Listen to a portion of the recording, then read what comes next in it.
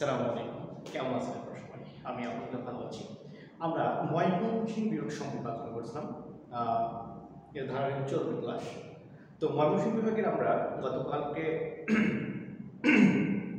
ক্লাসে আমরা জেনেছি যে ময়মনসিংহের ভৌগোলিক অবস্থান সম্পর্কে। তো আজকে আমরা কিছু সাধারণ তথ্য জানবো ময়মনসিংহ বিভাগের। প্রথমত আমরা জানি ময়মনসিংহ বিভাগের মোট আয়তন ঠিক আছে, মোট আয়তন ময়মনসিংহের মোট আয়তন কত? 10,668 বর্গ কিলোমিটার। ঠিক আছে, এরপর দেখব আমরা মোট জনসংখ্যা।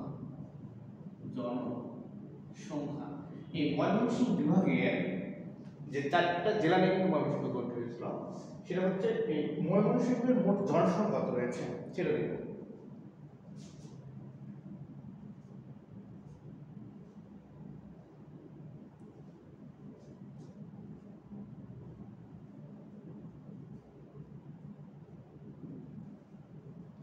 এক কোটি 22,25,498 জন ময়মনসিংহ বিভাগের জনসংখ্যা। ঠিক আছে, এরপর আমরা দেখি যে জনসংখ্যা বৃদ্ধির হার।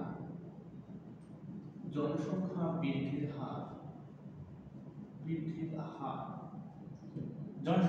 হার 1.34%। ঠিক আছে, জনসংখ্যা বৃদ্ধির হার। এবার ঘনত্ব দেখি। জনসংখ্যার ঘনত্ব, এই জনসংখ্যা রয়েছে, এটার ঘনত্ব কত? 1146 জন। হ্যাঁ, এটা প্রতি বর্গ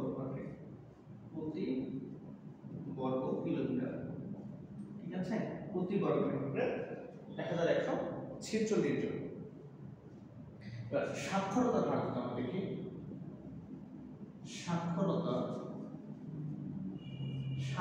হার কত? ঠিক আছে, 67.09%। ওকে, আচ্ছা, এরপর আমরা দেখাচ্ছি শুরু আরেকবার। এই ময়মনসিংহ বিভাগ যেটা রয়েছে, ময়মনসিংহ বিভাগের মোট আয়তন 10,668 জন, 10,668 বর্গ কিলোমিটার এর আয়তন।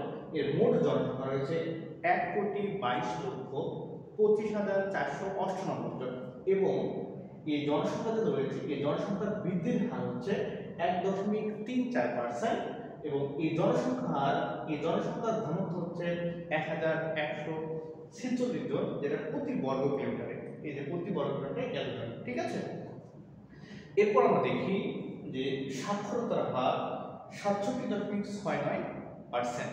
তথ্যগুলো মনে রাখবেন আর পড়াশোনা করবেন, ইনশাআল্লাহ ভালো কিছু হবে। ধন্যবাদ।